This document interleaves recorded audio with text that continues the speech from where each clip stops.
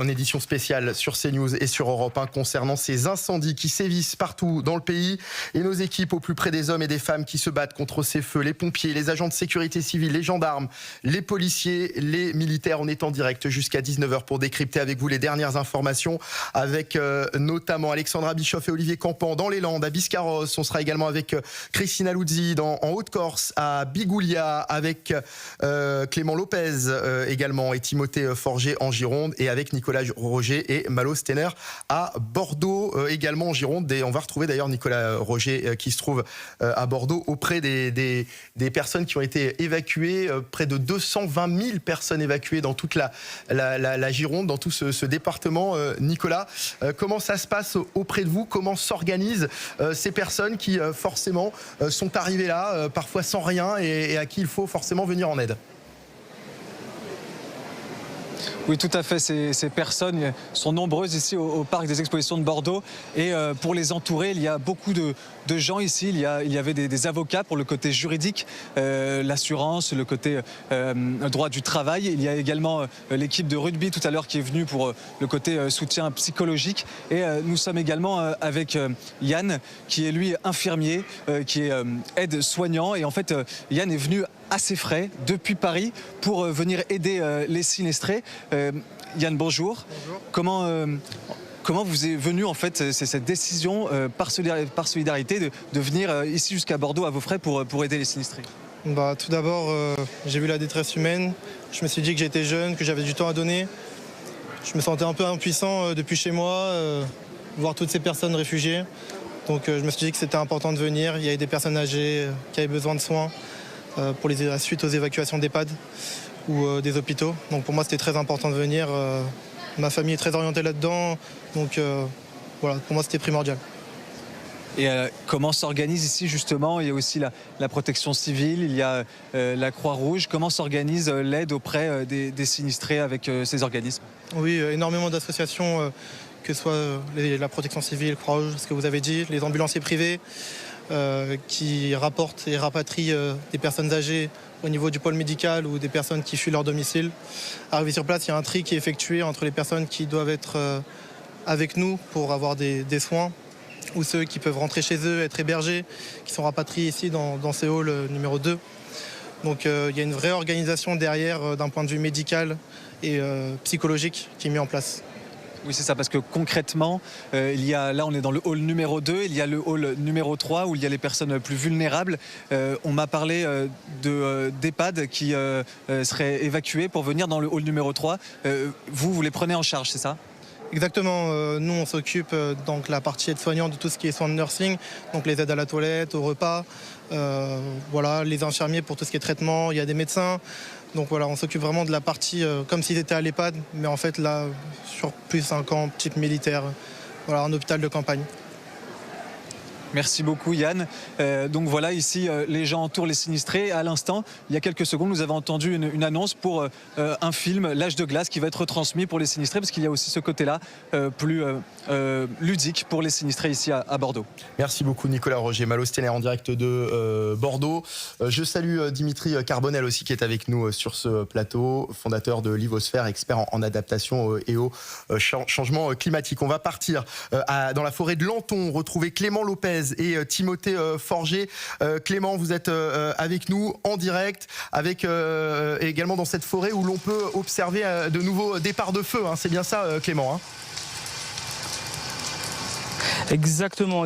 Nous sommes au cœur de la forêt de Lanton où vous voyez sur les images de Timothée Forger ces reprises de feu. Quand nous sommes arrivés ce matin, on voyait des fumerolles reprendre et le vent s'élever et à redonner cette force au feu et les flammes ont jailli. Ce qu'on voit, c'est qu'ici ce sont les habitants qui se sont énormément mobilisés du côté de la route au niveau de la lisière du bois. Ce sont des trentaines, des quarantaines de véhicules présents avec des citernes et des tuyaux pour tenter d'éteindre éteindre cette reprise qui maintenant brûle depuis plus d'une heure et demie. Ce sont aussi les pompiers suisses qui sont venus sur place pour venir éteindre. Et on vient d'apercevoir il y a quelques minutes 5 largages d'Air Tractor AT802 pour lâcher à peu près 15 000 litres d'eau sur cette forêt. 15 000 litres d'eau qui n'ont pour le moment pas suffi, puisque ces reprises sont à cœur très actives et donc je vous le disais, des habitants mais également des entreprises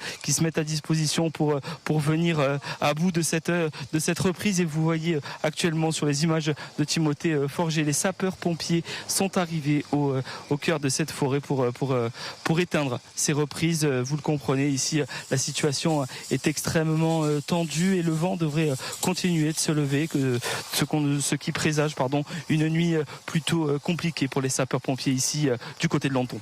Merci beaucoup Clément Lopez. Timothée Forget depuis la forêt de Lanton en Gironde. Et je le dis pour les auditeurs d'Europe 1 qui nous écoutent peut-être dans leur voiture, les images sont absolument terribles parce qu'on observe effectivement ces nouveaux départs de flammes en plein cœur de cette forêt de Lanton en Gironde. On va en parler justement avec Sébastien Bouvier qui est avec nous en direct, pompier professionnel, secrétaire fédéral en charge des SDIS. Bonsoir Sébastien Bouvier, merci d'être en direct avec nous sur CNews et sur Europe 1. On parlait tout à l'heure depuis ce matin d'ailleurs sur nos antennes d'accalmie, de moments plus calmes, plus reposants pour les pompiers avec des conditions météo plus favorables pour le moment. Et puis on observe dans cette forêt de Lanton ces nouveaux départs de feu qui risquent de rendre la tâche difficile dans les prochaines heures. Oui, bonsoir. Effectivement, ça devient de plus en plus difficile car en fait, on constate que les éléments météo évoluent, tant dans le sud avec le feu dans le Var et en Corse avec l'augmentation du Mistral, et tant côté ouest, côté Landes et donc côté Gironde. Donc les conditions sont défavorables et malheureusement, avec l'arrivée de ces futures canicules, nous allons encore avoir d'autant plus de difficultés avec le taux d'hygrométrie qui va baisser et les conditions qui vont devenir encore de plus en plus difficiles. Quel est l'objectif aujourd'hui pour ces pompiers jusqu'à la fin de journée? Comment est-ce qu'ils vont quelles sont les consignes finalement qui sont données? Comment est-ce que ça se passe concrètement une journée type comme celle-ci pour les pompiers de Gironde? En fait, c'est pas que les pompiers de Gironde. Sur ce feu, en fait, on a des pompiers qui viennent de l'ensemble du territoire. Vous avez des renforts qui viennent de la Moselle, vous avez des renforts qui viennent des pompiers de Paris. Ça vient de partout. Donc après, c'est une coordination qui est faite sur le terrain par rapport au centre de commandement, qui va décider en fait des axes et qui va décider des missions par rapport à ce qu'on appelle les flancs, parce que le feu c'est un triangle. Donc la pointe du triangle c'est le point de départ du feu, et après c'est le triangle qui part à gauche et à droite, c'est les flancs gauche et flanc droit. Sauf que là, en fait, on n'est même plus sur un feu avec un dispositif de ce type, parce qu'en fait les vents sont tournoyants, donc en fait le feu a fait demi-tour, il est revenu sur le même, donc en fait on est pris, et donc le commandement doit s'adapter par rapport à ces décisions et par rapport à ces évolutions de manière climatique. Je tenais aussi également, parce que c'est bien par rapport au titre de votre émission, savoir la punchline, je tenais quand même aussi à mettre en avant la problématique que nous dénonçons sur l'exposition des pompiers, et comme j'ai dit, les journalistes sont plus protégés que les pompiers sur le plan de la respiration. Tous les pompiers que vous voyez aujourd'hui ont des cagoules qui, ne filtrent pas tous les gaz toxiques, et qui devraient malheureusement, et qui, n'ont pas de détecteur de monoxyde de carbone. Ça veut dire qu'on a de plus en plus de pompiers qui sont intoxiqués, et de plus en plus de pompiers qui sont intoxiqués au monoxyde de carbone. À savoir, le dernier, il est carrément parti au caisson hyperbare. Donc ça s'ajoute en plus à la fatigue de nos collègues, par rapport à la déshydratation, par rapport aux relèves aussi, parce que les relèves entre les pompiers de la Gironde qui ont des relèves qui viennent directement de leur département, il faut savoir que les pompiers qui viennent des colonnes extérieures, les relèves, elles se font au bout de 10 jours. Sébastien Bouvier, une dernière question. On était tout à l'heure en direct à Bordeaux avec nos équipes sur place. Bordeaux, c'est à 15 km des feux aujourd'hui. Est-ce qu'il y a une réelle inquiétude? Parce qu'on entend tout et son contraire. Est-ce qu'il y a une réelle inquiétude pour les habitants d'une grande ville comme Bordeaux à proximité de ces départs de feu? à ce jour-là, nous n'avons aucune réponse par rapport à cette question. C'est-à-dire en fait que les données météorologiques en fait ne sont pas en mesure de dire si la métropole, la ville de Bordeaux est menacée ou pas. Le feu peut faire demi-tour dès demain avec les conditions météo qui vont changer. Donc à cette question, je pense que personne ne vous donnera la réponse. En tout cas, pour ma part, je ne peux pas la donner. Et en Gironde, notamment, où près de 42 000 hectares de végétation ont déjà brûlé, plus de 220 000 personnes évacuées et ces départs de feu qui reprennent dans certains endroits, notamment dans la forêt de Lanton, où nous sommes en direct en compagnie de Clément Lopez et Timothée Forget, nos journalistes sur place. Clément, depuis la forêt de Lanton, hein, je le disais, où vous observez la reprise des feux, hein, c'est ça auprès de vous, hein? Exactement, Michael. La reprise des flammes suite au vent qui s'est levé et par rafale à 50 km/h ici dans la forêt de Lanton. Ce sont les habitants qui tentent d'éteindre ces flammes, ces habitants par tous les moyens. On en a vu avec des lances, avec des tuyaux d'arrosage, mais aussi parfois des seaux et des arrosoirs, certains avec des râteaux pour tenter de retourner le sable pour d'éteindre ces flammes. Et pour une raison, on discutait avec certains d'entre eux, c'est leur forêt. Et cette forêt, c'est toute leur vie. Ils vivent ici, ils vivent à l'intérieur et ils ne veulent pas la voir cramée. Alors ce que vous voyez, ce sont des flammes, beaucoup de fumée également. Et le vent, comme je le disais, ce qui présage une nouvelle nuit compliquée ici à Lanton. Les sapeurs-pompiers sont sur place, également épaulés par les sapeurs-pompiers suisses et des habitants par nombre, comme je le disais, qui ne sont pas prêts d'aller se coucher, puisqu'ici ce feu à Lanton reste incontrôlable et reprend force. Est-ce que vous pouvez nous décrire vraiment précisément un petit peu ce que vous avez autour de vous, Clément, notamment pour les auditeurs d'Europe 1, parce qu'on voit ces flammes qui sont impressionnantes. Et puis, je le dis hein, sur ces images de Timothée Forget, avec ces personnes. Alors, je ne sais pas si ce sont des pompiers ou des bénévoles qui tentent d'éteindre les flammes qui sont près de vous. Certains avec une lance à eau, d'autres avec carrément un espèce d'arrosoir et on les voit avec des chaussures. Enfin, ça a l'air quand même très... par certains moments, on essaie de faire avec les moyens du bord, quoi.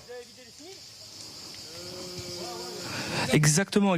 Ces habitants composent avec les moyens du bord, vous l'avez dit, avec des arrosoirs, des lances ou même des seaux. Ici, nous sommes au cœur d'une forêt de pins qui sont très hauts et qui sont très inflammables, et le sol très sec dû aux sécheresses précédentes. Il y a aussi le fait que les forêts soient mal nettoyées, des fougères qui permet au feu de ramper. Et ce qu'on voit, c'est ces flammes qui avancent à une vitesse folle à cause du vent, comme je le disais, mais qui rampent aussi dû à ce sol très très sec. Il y a aussi également beaucoup de fumée par moment, et quand on se trouve au milieu de ces fumées, l'air est irrespirable et pique énormément les yeux. Et vous le disiez, voilà, ces habitants qui n'ont pas peur d'y aller alors que les équipements ne sont pas adaptés, ils sont en chaussures, c'est assez fou de voir ça, puisque comme je vous le disais, ils ont à cœur vraiment de protéger cette forêt.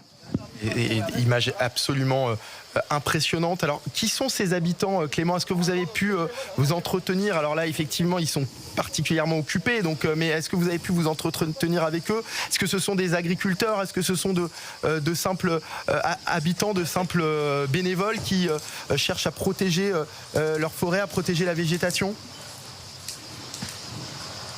Écoutez, il y a vraiment de tout. Il y a des agriculteurs, on a pu échanger aussi avec des chasseurs qui chassent dans les bois où nous nous trouvons. Il y a également les entreprises du coin et aussi des gens qui ont fait énormément de kilomètres. On a pu échanger avec des agriculteurs de la Charente ou qui viennent de Gironde, mais qui ont fait 2h30 pour se déplacer. Il y a également les habitants des alentours qui ne veulent pas que ce feu arrive jusqu'à leurs habitations, puisque tout autour de ce bois, des lotissements qui pourraient être en proie aux flammes si le feu continuait de se propager. Dimitri Carbonel, ce qui est en train de se passer sous nos yeux, on le décrit aussi pour les auditeurs d'Europe 1, c'est absolument terrible, parce qu'on voit que finalement, même une accalmie finalement ne tient à très peu de choses. Un simple départ de vent, une simple rafale de vent permet de faire repartir ces feux.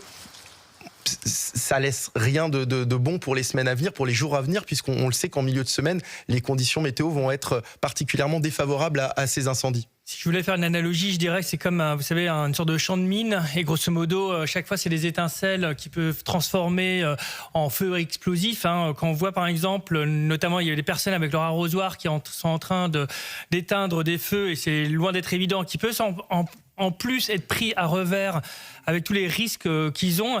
Effectivement, on a vraiment l'impression d'une forme d'impuissance par rapport à ça. Alors, certes, c'est vrai, il y a eu beaucoup de moyens qui ont été mis en place pour faire face au feu, sauf qu'on se trouve dans une situation qui risque encore d'être pire, évidemment, avec les canicules qui suivent, d'être encore plus dépassée, parce que on atteint des niveaux ces niveaux extraordinaires, malheureusement, dans le mauvais sens du terme, en termes de feu, qui dépassent ce qu'on voit habituellement.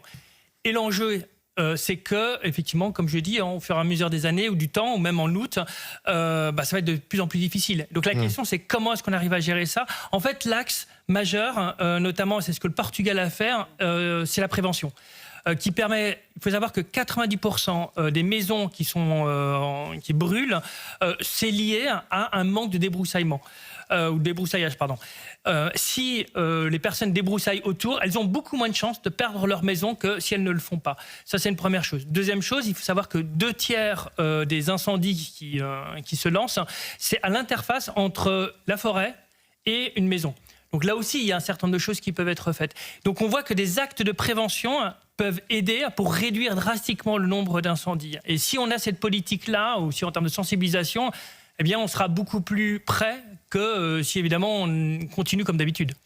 Clément, pour qu'on comprenne bien, Clément Lopez, dans cette forêt de Lenton, vous vous trouvez avec ces flammes, ces feux qui sont en train de repartir. Est-ce qu'il y a des habitations, des exploitations, qu'est-ce qu'il y a à proximité de cette forêt qui pourrait évidemment être...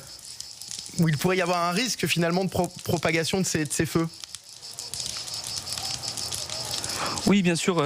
On a vu en arrivant sur le chemin une maison qui était vraiment aux alentours de ce feu qui reprend, et puis un ranch et un ranch bien sûr qui a été vidé. Les chevaux ne sont plus sur place, mais qui pourrait rapidement être en proie aux flammes si le vent se levait et le feu se dirigeait dans cette direction. Après, les lotissements, les habitations sont vraiment en lisière de ce bois et à quelques kilomètres. Mais vous confirmez qu'elles ont toutes été évacuées? Évidemment, nous on se trouve ici à Lenton qui a été évacué depuis 2 jours, et puis Mâche-Prime qui est juste à côté a également été évacué il y a 2 jours également. Ici, les habitants ont fui, se sont réfugiés dans les salles mises à disposition comme le Palais des Sports de Bordeaux ou encore la salle Turpin du côté de la Thèse de Buch. On est toujours avec Sébastien Bouvier qui est de nouveau avec nous. Je voulais à nouveau vous avoir, pompier professionnel, secrétaire fédéral en charge des SDIS, parce que ce qu'on est en train d'observer, on a besoin de l'analyse, du décryptage évidemment d'un professionnel comme vous. On a pu voir tout à l'heure des habitants qui tentaient d'éteindre ces flammes à l'aide d'un arrosoir, à l'aide d'une petite lance incendie, d'autres qui essayaient avec leurs chaussures d'éteindre ces feux. Des techniques évidemment très amateurs. Est-ce que ça sert à quelque chose, Sébastien Bouvier? Prendre parti de juger ce que font les gens sur le terrain, parce qu'en fait ils font face malheureusement à des endroits à l'absence de pompiers parce qu'il n'y a pas assez de personnel donc sur ce feu, et donc on voit ces agriculteurs, on voit ces gens qui y vont. Je serais tenté de dire que malheureusement c'est dangereux pour eux, car les fumées, déjà le flux de rayonnement en fait est là. Donc le rayonnement, je vous rappelle que le soleil donne 1 kW au mètre carré. Là on est sur des feux, bon là c'est pas très violent, hein. On a 2-3 kW au mètre carré, mais après on a la problématique des fumées. Et je tenais à réagir par rapport à un droit de réponse, par rapport aux propos qui ont été tenus tout à l'heure sur votre antenne par le colonel Maillard, qui représente la Fédération des pompiers de France, qui, suite à une question de votre consoeur, parce que nous mettons en avant et nous soulevons la problématique des pompiers par rapport au port de la cagoule qui ne les protège pas. Et donc nous avons été, le colonel Maillard s'est permis de dire en fait qu'il n'y avait pas de problématique de protection respiratoire pour les pompiers. Je prends juste les chiffres du ministère de l'Intérieur. Sur le feu des Landes, il y a 80 pompiers qui sont blessés. Il y en a plus de 40 qui sont intoxiqués à cause des fumées, et il y a un pompier qui est passé en caisson hyperbare à cause d'une intoxication au monoxyde de carbone. Donc si certains pensent qu'il n'y a pas d'intoxication des pompiers, en tout cas pour nous, c'est très clair, oui, il y en a, premièrement. Deuxièmement, la cagoule, malheureusement, celle qui est portée, ne filtre pas. Par contre, il y en a sur le marché et il y en a d'autres. Je prends l'exemple des pompiers de la Moselle qui sont actuellement sur les feux de la Gironde, qui portent cette cagoule et qui leur permet d'être protégés. Il y a aussi la problématique de la protection face au monoxyde de carbone. Et malheureusement, si demain, on a un de nos collègues qui meurt parce qu'il a été intoxiqué au monoxyde de carbone, vous allez tous nous appeler demain pour nous dire comment se fait-il, en fait, vous ne l'avez pas dénoncé avant. C'est très important. Je tenais vraiment à donner cette position et cette précision, car elle est très importante. C'est très important ce que vous dites là, Sébastien Bouvier. C'est la CFDT, notamment pompiers, qui a dénoncé ça ces dernières heures, qui a dénoncé des personnels envoyés au charbon avec des protections respiratoires insuffisantes face au gaz et face donc au monoxyde de carbone. Hein. Absolument, on maintient totalement ce qu'on a dit, et qui plus est, cela fait 5 ans qu'on dénonce. Nous l'avons dénoncé il y a 10 jours lors de la visio que nous avons eue en intersyndicale avec le directeur de la sécurité civile, juste avant que les feux prennent, pour alerter le directeur de la sécurité civile sur les conditions d'engagement, sur les problématiques d'autoprotection que nous avions. Nous avons été entendus. Par contre, malheureusement, face aux conditions que nos collègues subissent actuellement sur le terrain, nous avons l'obligation de le dire. Et la punchline de dire que des journalistes sont plus protégés, les journalistes avaient des masques FFP3. Nous, les masques FFP3, sur une phase d'attaque, on ne peut même pas les porter parce qu'ils sont en papier, donc en fait, ils peuvent brûler. Et seule la cagoule peut nous protéger parce qu'elle met un effet, et c'est la norme de la cagoule, je n'invente rien, c'est la norme du ministère de l'Intérieur qui dit que la cagoule doit nous protéger contre le rayonnement thermique et contre la problématique du gaz toxique. Parce que ce gaz toxique, il est cancérogène. Restez avec nous, Sébastien Bouvier, parce qu'on va continuer d'en parler. On est toujours avec Clément Lopez et Timothée Forger qui sont toujours sur place dans cette forêt de Lanton, avec ces images, je les décris, ces images de ces feux qui ont repris. Et puis, on en parlait tout à l'heure, hein, ces bénévoles, ces habitants que l'on voit tenter d'éteindre les flammes quasiment main nue, hein, à l'aide d'un arrosoir. On les voit essayer de marcher, d'écraser. Qu'est-ce que ça veut dire, Clément Lopez, pour qu'on comprenne bien? Qu'est-ce que ça peut... quel signal ça doit envoyer? Est-ce que ça dénote d'un manque de moyens, peut-être de ses habitants, d'un manque de moyens peut-être des pompiers qui se trouvent autour? Écoutez, un petit peu des deux. C'est un manque de moyens, surtout de la part des habitants, puisque ce qu'on voit en lisière de forêt, pour décrire où on est vraiment au cœur du bois, à plus d'une cinquantaine de mètres du bord de la route. Les habitants, surtout des cuves et des tuyaux qui font à peu près 10 mètres, une vingtaine de mètres grand maximum, alors que eux, les pompiers, ont des lances qui avoisinent les 200 mètres. Donc ici, les habitants sont sur place et s'adaptent pour tenter d'éteindre ces flammes. Donc, comme on le disait, avec ces seaux, avec ces arrosoirs, on en a même vu avec certains extincteurs. Les pompiers, ce n'est pas réellement un manque de moyens, puisque les pompiers sont également sur tous les fronts dans cette forêt de Lanton. Il y a plusieurs feux qui reprennent, et les habitants, on a pu un petit peu échanger avec eux, sont vraiment là, et dans l'esprit, sont vraiment là pour les aider. Pourquoi? Parce que je précise que les images que nous voyons là sont des images en direct, avec ces départs de feu qui interviennent en raison évidemment du vent qui est apparu, puisqu'en début de journée il y avait des conditions qui étaient plutôt favorables, et là le vent vient de faire repartir les flammes. Où sont les pompiers? Parce que pour le moment il n'y a pas de pompiers aux alentours. Alors, si les pompiers sont dans cette même forêt, mais de l'autre côté, à quelques centaines de mètres, épaulés également par les pompiers suisses. Mais cette forêt, ce sont des milliers d'hectares qui ont déjà été brûlés. Et ici, c'est quelques fumerolles qui ont repris pour encore avancer et ces flammes encore ravager le reste de la végétation. Merci beaucoup Clément Lopez, Timothée Forget. Vous nous confirmez, puisque ce qu'on disait avec Sébastien Bouvier, que évidemment vous êtes au plus près de ces flammes, au plus près des incendies. CNews au plus près de ces incendies, mais vous êtes également protégé, Clément, pour ne pas respirer de mauvaises fumées.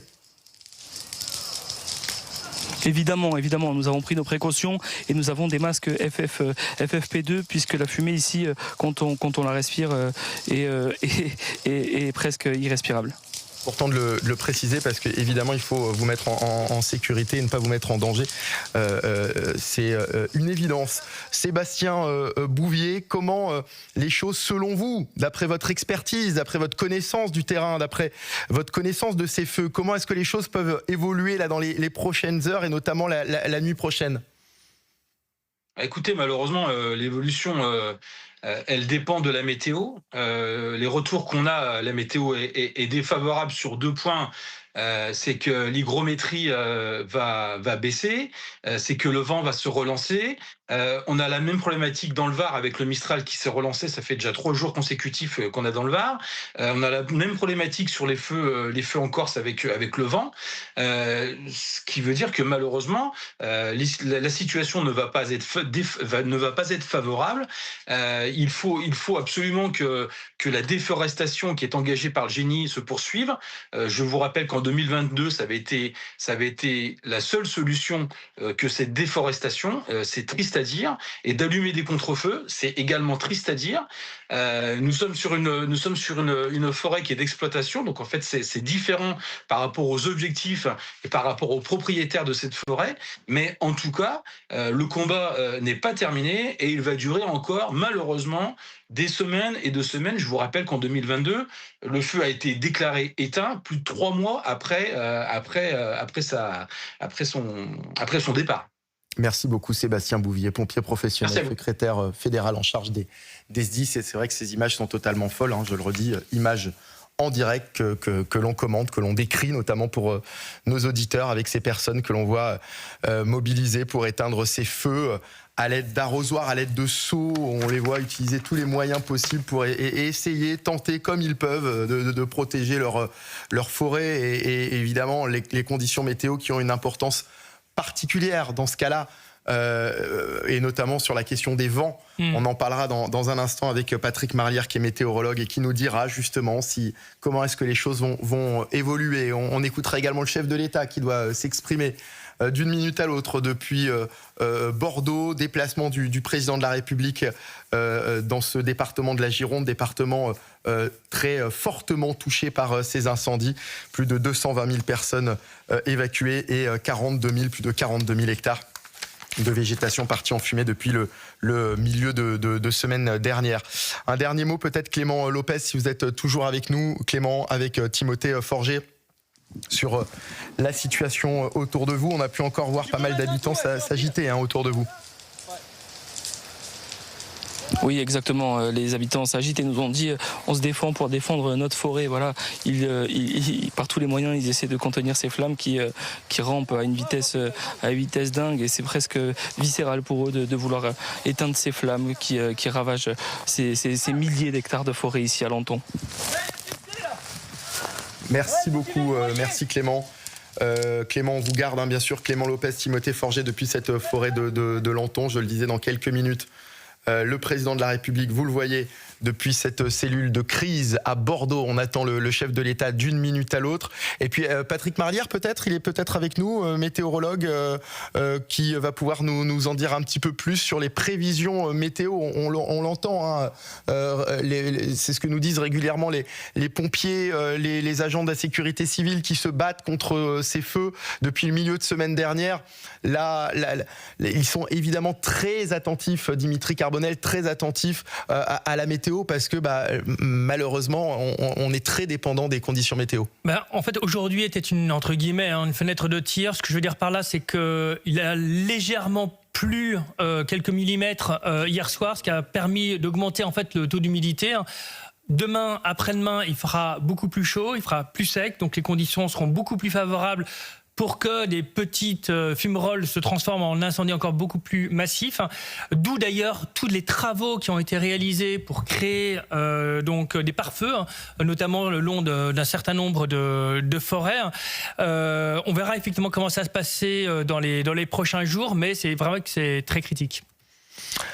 Alors donc dans une minute, on partira dans cette cellule de crise que vous voyez donc à l'image à Bordeaux. On écoutera la prise de parole du président de la République Emmanuel Macron, donc qui est en déplacement dans ce département de Gironde. Et puis j'ai posé la question tout à l'heure en régie, est-ce que nous avons Patrick Marlière qui est avec nous, qui est météorologue. Merci d'être en direct avec nous sur CNews et sur Europe 1 et pour nous éclairer, pour nous donner quelques informations concernant les conditions météo. On a pu le constater dans la forêt de Lenton en Gironde où depuis le début de journée les conditions étaient plutôt favorables. On était plutôt sur une période d'accalmie et puis tout d'un coup les vents sont repartis et avec les vents les incendies, les feux sont également repartis. Quelles sont les prévisions notamment dans les prochaines heures, notamment la nuit prochaine ? Alors, dans ce secteur, effectivement, en toute fin d'après-midi, les vents sont montés d'un cran. Ils soufflent entre 30 et 35 km/h en rafale, effectivement, ce qui a pu relancer un peu, malheureusement, ces déclenchements d'incendie. Ensuite, ils vont se calmer au cours de la nuit prochaine. Ils vont de nouveau faiblir assez nettement jusqu'à demain matin. Et demain, dans la journée donc, de ce mardi, ils vont reprendre un peu l'après-midi, mais comme aujourd'hui. C'est-à-dire qu'il y aura au début des vents autour de 20 à 25 km/h et en fin d'après-midi, 35, avant de rebaisser encore la nuit prochaine. Mais c'est vraiment dans la journée de mercredi que la situation devient préoccupante. C'est évoqué. À partir de la mi-journée, les vents vont vraiment se renforcer. Dans l'après-midi de mercredi, on attend des pointes à plus de 50 km/h sur tous les secteurs de la Gironde et des Landes. Et puis, évidemment, avec ces températures caniculaires, puisque dès demain, on va dépasser les 35 degrés et on avoisinera les 40 degrés mercredi. Alors, 40 degrés, des vents à plus de 50 km/h, une humidité qui baisse, et bien évidemment, on retrouve les conditions optimales pour que la moindre petite étincelle déclenche de nouveau des incendies.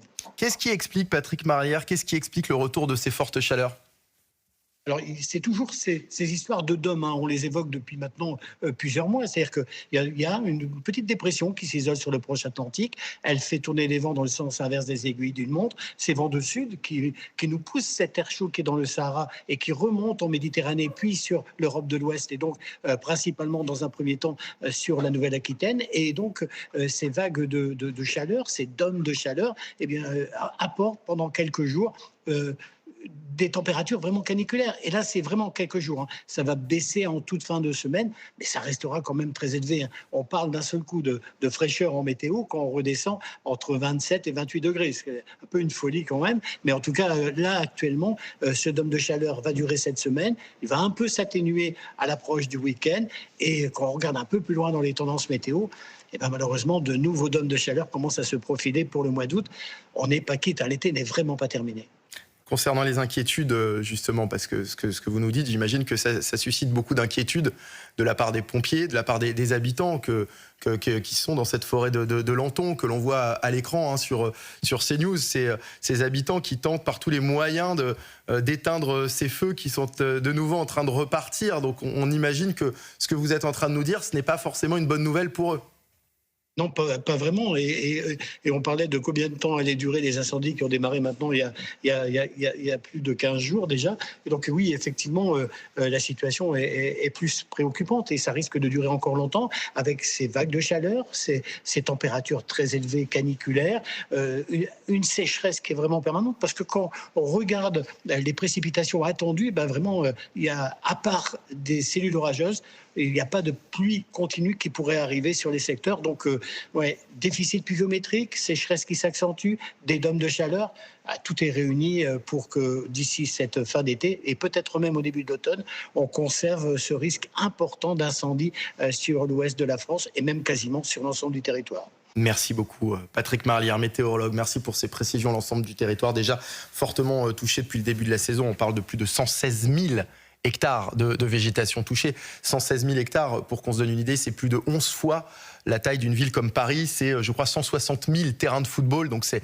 absolument énorme et c'est ce qui a déjà brûlé depuis le début de la saison. Donc malheureusement, on peut imaginer que ça risque de s'aggraver. On est toujours avec Clément Lopez, également Timothée Forger, qui sont dans cette forêt de Lanton où les feux, les flammes sont en train de reprendre en raison notamment de ces vents et de ces mauvaises nouvelles qui nous étaient annoncées à l'instant par ce prévisionniste Patrick Marlière. Clément, on peut voir toujours ces habitants qui s'activent pour tenter d'éteindre les flammes, qui s'activent avec les moyens du bord. Alors on a pu voir un tracteur, on imagine que les agriculteurs sont également mobilisés avec des tuyaux d'arrosage, avec des seaux, avec des arrosoirs. Exactement. Et puis la chose pratique avec les tracteurs de ces agriculteurs, c'est qu'ils peuvent accéder au cœur même de cette forêt de pins, alors que les camions de pompiers, bien plus gros, les CCF, ne peuvent pas accéder jusqu'ici.